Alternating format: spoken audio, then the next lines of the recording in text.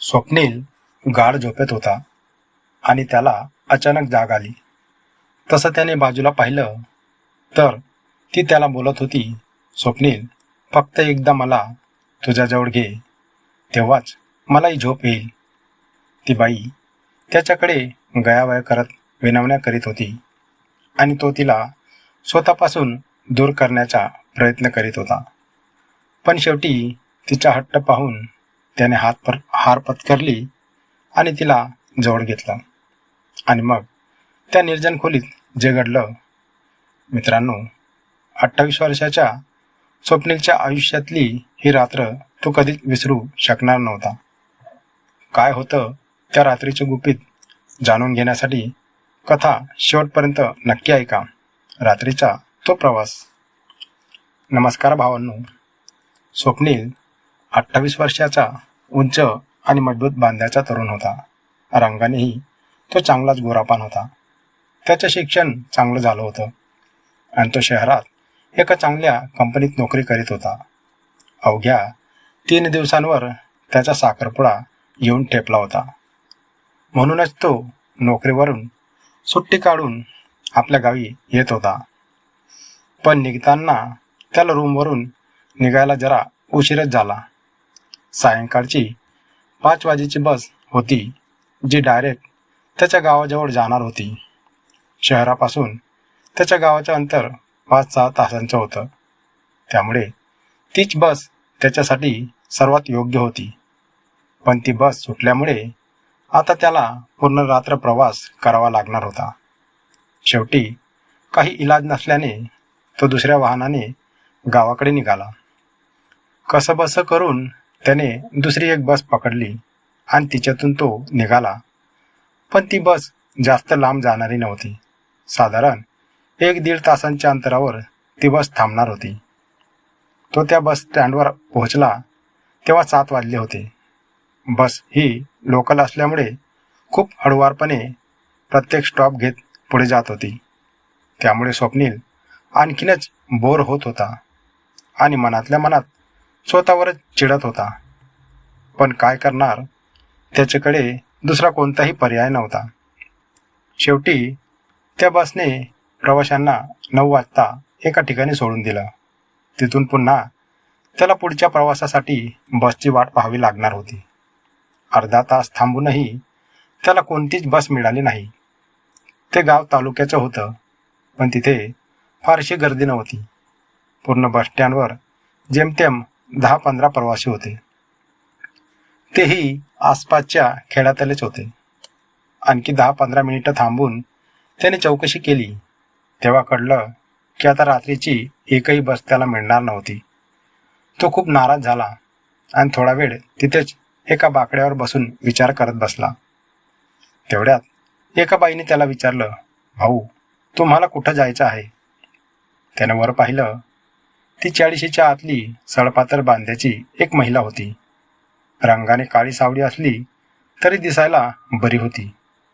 तिच्या हातात एक छोटीशी बॅग होती. तिने स्वप्नीलला विचारलं होतं. त्याने थोड्या दुःखी स्वरात सांगितलं, अहो बाई, मला खूप लांब जायचं आहे, पण माझी मुख्य बस चुकली. आता कसं जायचं तेच काही कळेनासं झालंय. असं वाटतंय की या बस स्टँडवरच रात्रभर मुक्काम करावा लागेल. ती बाई लगेच म्हणाली, भाऊ, तुम्ही काही काळजी करू नका.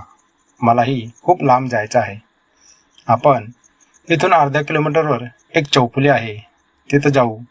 तिथे मिळेल त्या वाहनाने पुढे निघता येईल. स्वप्नीललाही तिचं म्हणणं योग्य वाटलं, म्हणून त्याने लगेच होकार दिला आणि ती बाई स्वप्नीलसोबत चौफुलीकडे निघाली. स्वप्नीलला भूकही खूप लागली होती, पण वाहन मिळण्याच्या आशेने तो पटापट पावले टाकत चौफुलीवर आला. तिथेही दोघांनी 15-20 मिनिटं वाट पाहिली, पण एकही बस वाहन त्यांना मिळालं नाही. ते दोघेही पुन्हा नाराज झाले.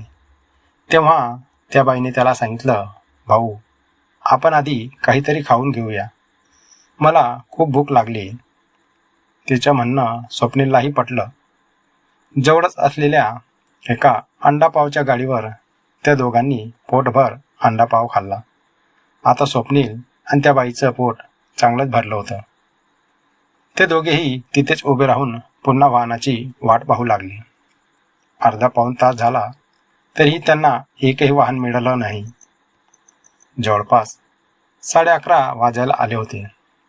आता एका ठिकाणी बसून स्वप्नीलने त्या बाईला विचारलं, अहो बाई, माझं तर ठीक आहे हो, पण तुमचं काय? तुम्हालाही घरी जायला एवढा उशीर झालाय ना. आता कसं घरी जाणार? जरा लवकर निघायचं ना. आणि बाया माणसांनी असं रात्रीचं एकटं प्रवास करू नये. स्वप्नीलचं हे काळजीयुक्त बोलणं ऐकून त्या बाईला खूप बरं वाटलं. ती म्हणाली, मलाही असाच उशीर झाला, पण आता मला भीती वाटत नाही. तुझ्यासारखा चांगला मुलगा माझ्यासोबत आहे, मग मला कसली भीती? ते दोघे तिथे बसून छान गप्पा मारू लागले. गप्पा मारता मारता दोघांनी एकमेकांबद्दल विचारलं. स्वप्नीलाने त्याच्याबद्दल सर्व सांगितलं की तो शहरात नोकरी करतो आणि 3 दिवसांनी त्याचा साखरपुडा आहे. त्या बाईनेही तिचं नाव गायत्री असल्याचं सांगितलं. ती म्हणाली, मीही तुझ्या गावाजवळच 15 किलोमीटरवर राहते. मुलीकडे गेले होते. आता दोघांचाही चांगलाच परिचय झाला होता. स्वप्नील तर मनातल्या मनात त्याच्या होणाऱ्या बायकोच्या स्वप्नात रंगला होता. दोघांचेही जेवण चांगलं झाल्यामुळे आता त्यांना हळूहळू गुंगी येत होती. पण करणार काय? ते तिथे उघड्यावरही झोपू शकत नव्हते आणि त्यांना घरी जाता येत नव्हतं.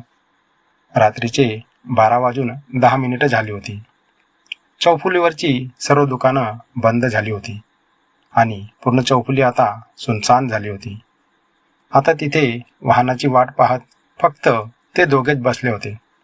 रस्ताही पूर्ण सुना झाला होता.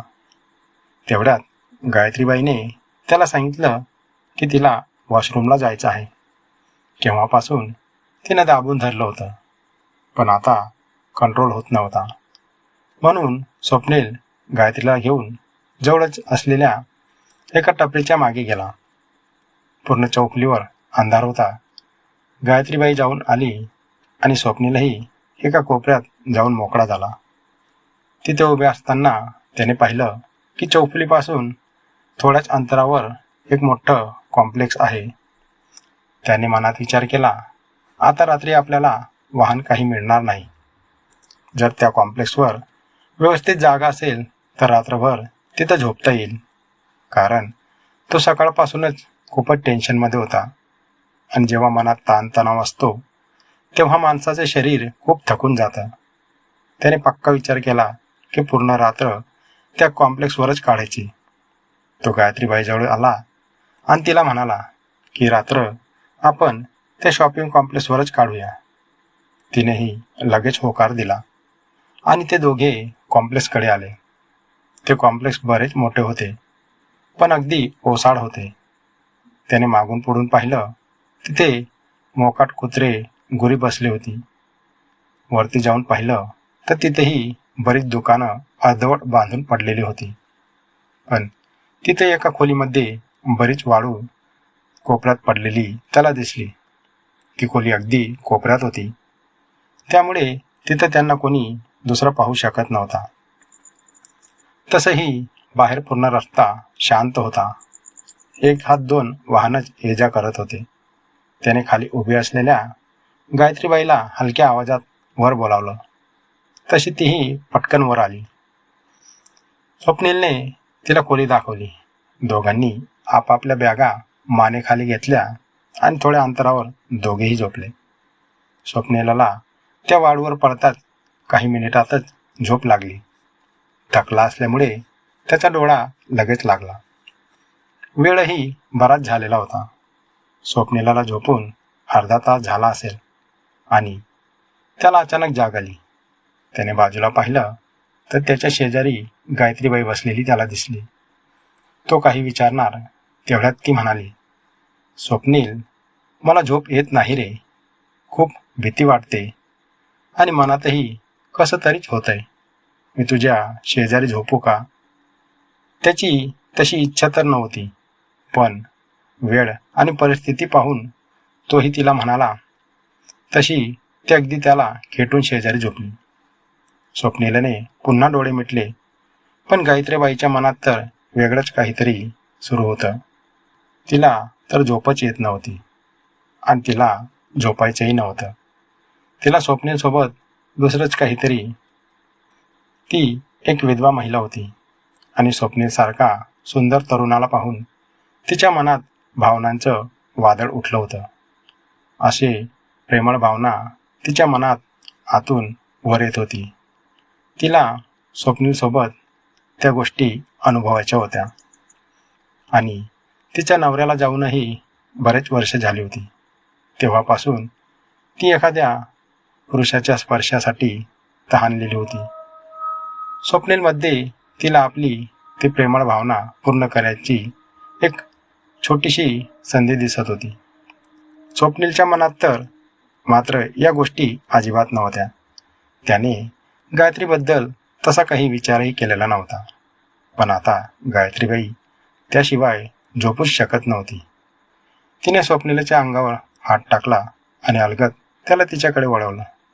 स्वप्नील तिच्यावर चिडत म्हणाला, अहो बाई, काय करताय? तुम्हाला नाही म्हटलं ना? ती त्याच्या केसांवरून खूपच प्रेमाने हात फिरवत म्हणाली, स्वप्नील, मी तुला काहीच करत नाहीये.